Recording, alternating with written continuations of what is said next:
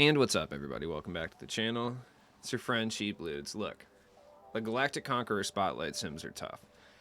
I've had a lot of people express to me how difficult it's been for them to try to beat these challenges. So, and I'll be honest, it's been difficult for me too. I feel like a lot of content creators will come out and be like, oh, well, it's actually really easy if you use my methods. I don't really believe that to be the case. These are very tough challenges. I will state on the record that I'm not sure that the devs beta tested these to an extent, like to a certain extent, before putting them out into the wild. So, regardless, let's kind of look at the challenges themselves. I have a small sample size. Obviously, I haven't done as much as like top grinders. There are people who literally already have Kevin Garnett, which is insanity. That is crazy. Now you have nothing to do, and just kind of look at ways you can make the experience either A, more fun, which is tough because these challenges are hard to a point where some of them are not fun in any way, shape, or form, or ways you can kind of make things a little easier. So I have a small sample size. I've done the Central Division, and I actually think the Central Division is a good place to start, and I'll explain why. So the Bulls challenges, I think, are, for the most part, kind of the easiest ones, right? Every starting challenge is very easy. Win the game. Just triple threat to 10. They're all triple threat, which is nice. You know, it is what it is. This Nate Robinson one, relatively easy, though randomly he will decide to flex on you and throw an oop. Recommendation: just sit in the paint. Like, just let them shoot threes. It doesn't matter. They're golden Nate Robinsons. Like, you'll score 20 before they dunk if you just paint sit super hard. Win the game without getting blocked 2 times. You're just going to want to set a lot of screens. One way I did this was to set a lot of screens and shoot some fadeaway mid-ranges. Even if you don't make them, chances are if you're rocking a big man like a Wang or something of that nature, you're going to get the rebound and put it back in. So, win the game. This one's actually tough because this is one of the best defensive trios in the game, period, from a CPU perspective. And the CPU is god tier, so it's going to be not fun. You have to use 3 pistons, right? And then the final one is always diamond or lower, and you have to do some strange combination, or not combination, but strange selection of either limiting them to not doing a certain thing, limiting them to like a score, or having to do something yourself. So in this one, win the game and prevent your opponent from making 2 3-pointers. So right off the bat, my first tip for a lot of these is going to be, unless they involve you directly shooting, so if there's a challenge that's like make 10 3-pointers in a game, it is going to be immeasurably easier to do these on current gen. Next gen, the CPU with the latest shooting patch, doesn't matter if you can test them or not, they're going to make majority of their shots. I'm not kidding. They make more shots on next gen than they do on current gen. On current gen, on superstar difficulty, the CPU shoots about as well as you would. So there's actually a very good chance if you can test it, they're going to miss it a decent amount of time, right? I recommend doing all of these. Anything that involves either steals, limiting them from scoring in a certain way, especially shooting, or like dunks or anything like that, I recommend doing those on current gen from, you know, your average player perspective, right? This one's doable. You can get Kirk Heinrich rather easy. Now, this is the one that I recommend everybody start on because Seti Osman, I think, is the most overpowered from a CPU playing standpoint diamond in the game. I really do feel that way. Seti Osman is ridiculous. He's 6'7", he looks about 6'10". He is an absolute nightmare to try to deal with. Having him on your team that you can use at the end of all of these challenges is immeasurably helpful. Like, his jump shot is fire. He plays excellent defense. Like I said, he looks 6'10", but he's 6'7", so he can guard all 5 positions. Like, he's going to be perfect to run as like your point forward on any of these challenges. He can play against guards. He can play against big men. He can play against combo forwards. It doesn't matter. He is that good. Jump shot's good. He can move well.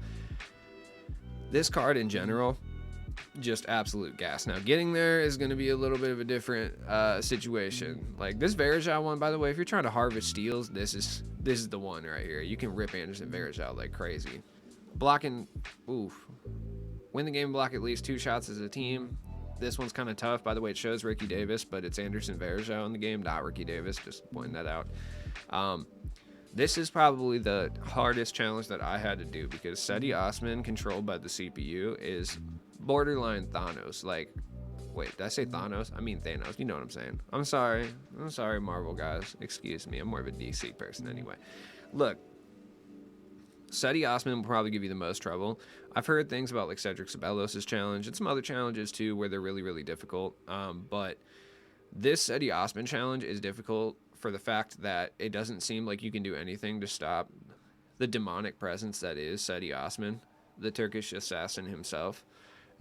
But it will make your life immeasurably easier to go get this card first. Now, like I said, every single challenge is going to be using diamond or below players. So let's kind of look at some diamond or below players that I think are extremely important. Now, right off the gate, we have an out of orbit takeover for Robert Covington. Now, Robert Covington isn't necessarily the greatest card in the world. Being his jump shot is on normal. It is a bit slow compared to a lot of other ones. Obviously, Seti Osman would be like a better option.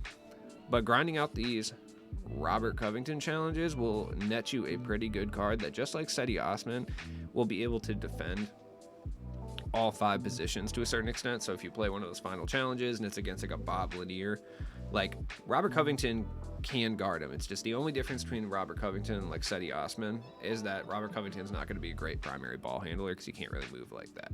But that being said, if you're just starting out or you need like an overpowered diamond to operate as like a combo forward or like a 3-and-D catch and shoot guy, Robert Covington's really good. Kevin Martin I don't think is the greatest, but you do get him with a free locker code, so it's very smart to put that in.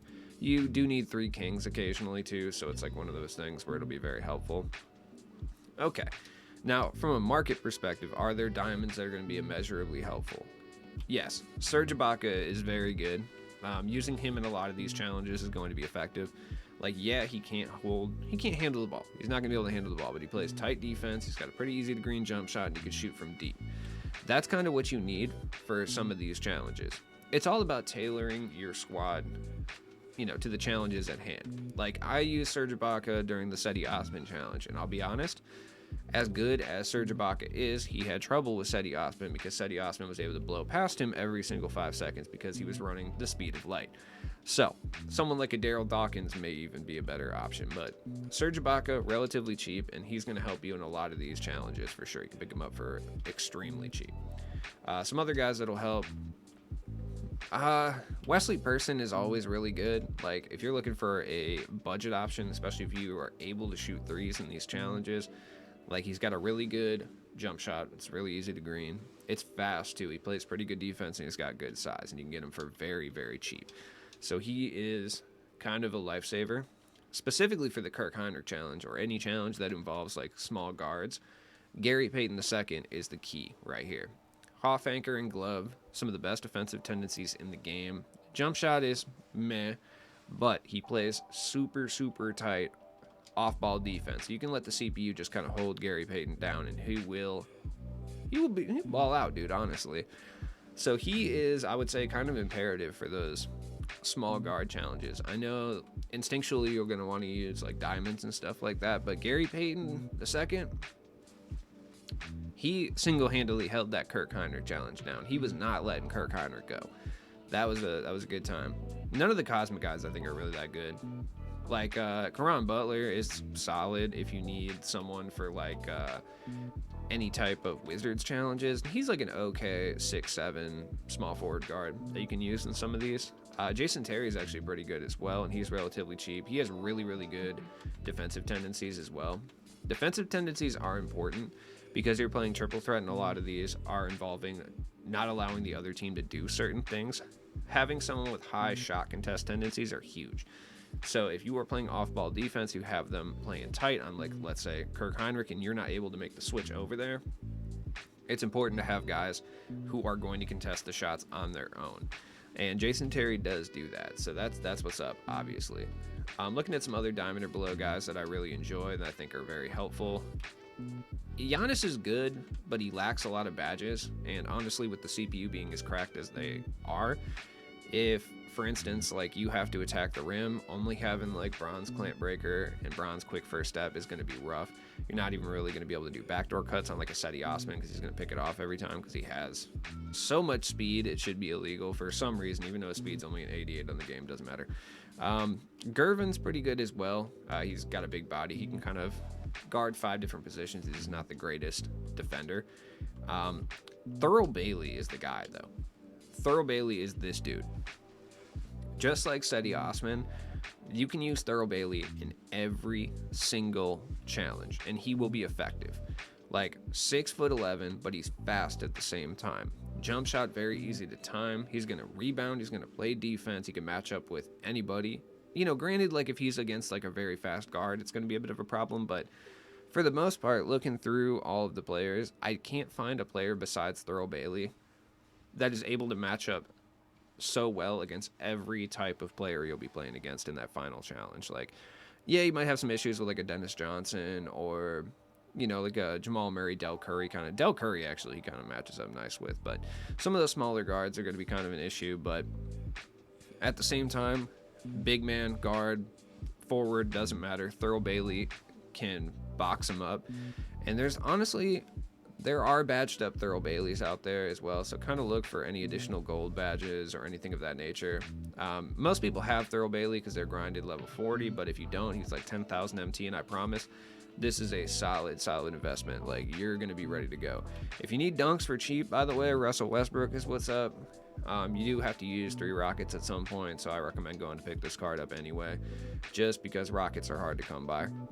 Shaq's okay if you need some heat also, but we'll talk about some other guys too. Evan Mobley and Jonathan Isaac. Jonathan Isaac is very good as well. Just like I said with Thurl Bailey, he matches up well against every single position. I personally think he's a little bit worse against big men than Thurl Bailey because Thurl Bailey's a little bit stockier, but pretty easy to time jump shot too, just a little bit on the slower side. But if you were to run like Thurl Bailey, Jonathan Isaac, and Seti Osman as your 3 guys, like you're going to be holding it down just fine unless it's like an aggressive center one, you know. Shai Gilgeous-Alexander, very good as well. Granted, he's a little bit on the pricier side, but he's still incredibly good.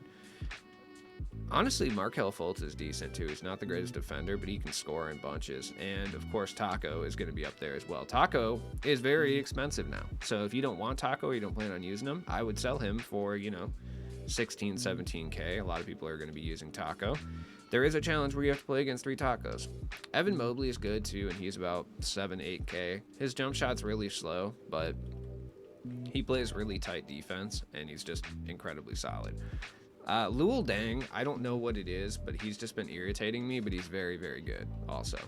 He's a little bit more on the expensive side, but he's solid nonetheless. He's still 28K, which in my opinion, it's better off going to spend that on like Shai than it is Luol Deng for these challenges. Mo Pete is actually really good too, by the way. He's got big body size at 6'7". He can win you some games. Don't sleep on So-Chan either.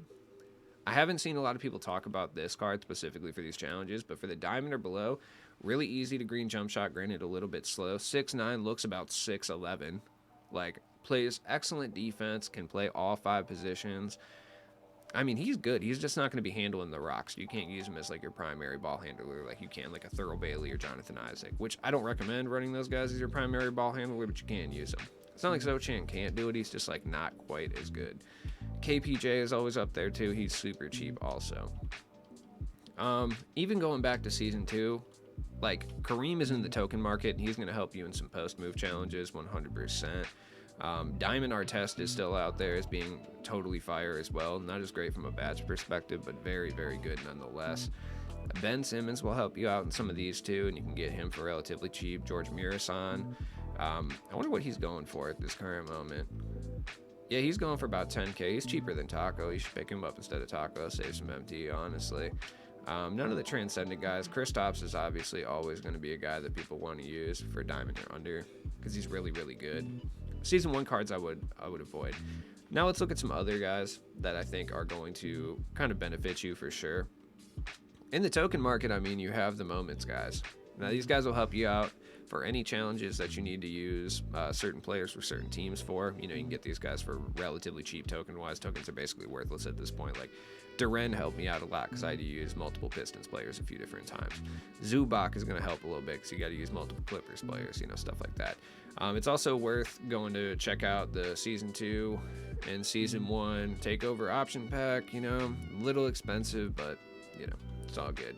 So let's actually look at the cards that you get regardless and kind of just go over what we have available. So For the Southwest, we got Bonner, we got Dylan Brooks, Dorian Finney-Smith, Trevor Ariza, and Kenny Smith. Now, from a captain perspective, I think Ariza might actually be the best of them, but there's so many forwards in this game. I don't know. This one's really tough. I don't think there's a clear-cut answer on who you should Evo up here. I think it's very subjective. I'm probably going to do Matt Bonner because it's funny, you know, because he's the Red Mamba and his last name looks like Boner. So I'm probably going to do that because I'm a child. But I don't know, man. Kenny the Jet Smith, too. Why not? Over here, this is the toughest one for me because Michael Olowokandi is the guy I'm going to do because I've been asking for Olowokandi forever. But Tyreek Evans is probably the best card to do. If we're being purely objective and best, I would say Tyreek Evans or Chris Mullin, but probably Evans. Northwest, I honestly could care less. This division kind of sucks. Most people are probably going to do Dennis Johnson because, I mean, point guards are really rough. So I would assume most people do Dennis Johnson in this. Unless you're like a fan, Jamal Murray's okay too. I'm telling you, he looks like homeless. Like he looks like he's asked me to bum a cig. I don't like the picture they used. He looks sketch. Like he looks super sketch. Southeast, most people are going to do Del Curry. I don't really, you know, think that's a bad call, though I would say Wes Unseld might be that guy too. DeAndre Hunter looks like that guy, but his jump shot is so slow. Obviously, I did the GOAT Cedi Osman right here. Dude is a monster. And then for Atlantic, I think the best is probably OG Anunoby, but like I said, there's so many small forward, power forwards that I don't even know. Jason Kidd is probably the dude I'm gonna do just for funsies, though. Like, why not? But these are all guys that can definitely help you out doing these challenges. Obviously, if you have any of the season 3 like holiday guys, like Mike Miller will hold it down for you, like Mark Aguirre's decent, Ayton will hold it down, any of these guys will do well for you, you know. Or if you have any of the takeover guys, like Marbury will help a lot, Wang, even Ha Sung Yin. These are guys that are going to help you out a lot. But hey, if you're stuck in any specific challenges, please let me know down in the comments below. Like I said, these are just some general tips to kind of help you out a little bit. Nothing crazy, just some guys that will benefit you to have them. Like most of the challenges, I think all of them except one, I've used either Cedi or Shai Gilgeous-Alexander, Thurl Bailey, and then Wang. Like those are the 3 guys I've used for pretty much every challenge. Other guys that I've used obviously come into play also. Like let's just look at my diamond or below guys, and I'll tell you like who I've used specifically. Like card color, yeah, okay. I have used Mobley for sure. I used Dang for a little bit. I honestly was kind of disappointed in him. He bothered me. Franz Wagner's really solid with the Evo. If you have him Evo'd, he's very, very good. I like Derek Coleman, but I don't think he's really greater than anybody else. I did use Caron Butler for one. Whatever. I don't really think anything special. Most of them I've used Shai and Thurl. Thurl's been on my squad for every single one of these, and I cannot overstate how valuable he is. Very good. Vin Baker is actually solid too. Harrison Barnes, but he's expensive, but I've used him a lot as well. Cedi Osman is the guy. He's on every single one of these squads, no question. Kareem will be on one of the squads as well, for sure, 100%. Honestly, you could run OG. Like, there's a lot of cards that you can run. For Amethyst, like, I've used a bunch of these guys as well. I've used Wesley Person. I think I used Jared Allen for one challenge, yeah. Gary Payton, like I said, I've used a few times. Sochan I've used. Like, these are all guys that have gotten run. So this is going to use a lot of your collection. Now, the last thing I want to talk about is you do have to use, 3 players from certain NBA franchises. Let's talk about the one that has the absolute worst squad in the Pelicans. Like, you're going to have to go get Jose Alvarado. You're going to have Herb Jones, which I don't even know how much he is at this point, 15K. You're going to have to Evo him. And honestly, you may have to use Gold Anthony Davis because it is really that terrible out here. Like, yeah, maybe you have Zion, maybe, but I mean, he kind of sucks, honestly. So it's rough. It's rough for the Pelicans. And looking at the market, I mean, there's not really that many marketable Pelicans. I mean, if you can get this D-Cuz, I guess you could run DeMarcus Cousins. Like, it's better than no one. Jamal Mashburn's out there, Dyson Daniels. There are some options, but they're not great. There's not even that many on the market right now. So it's kind of rough. if you have the pieces, I think it's probably best that you go try to do this, but most people that are watching this probably don't. But if you have the pieces, if you have a centerpiece and you can get the pieces for Brandon Ingram, that's going to be your best bet. He's probably going to be the best player you can possibly get without spending an arm and a leg. So, like I said, any specific challenges, that you are stuck on, jump in the comments below. I will try to help you out as much as humanly possible, or at least suggest like a couple different players to run. It's been your friend Cheap Loots, and I will see you guys later. Good luck, because it is painful out here, straight up.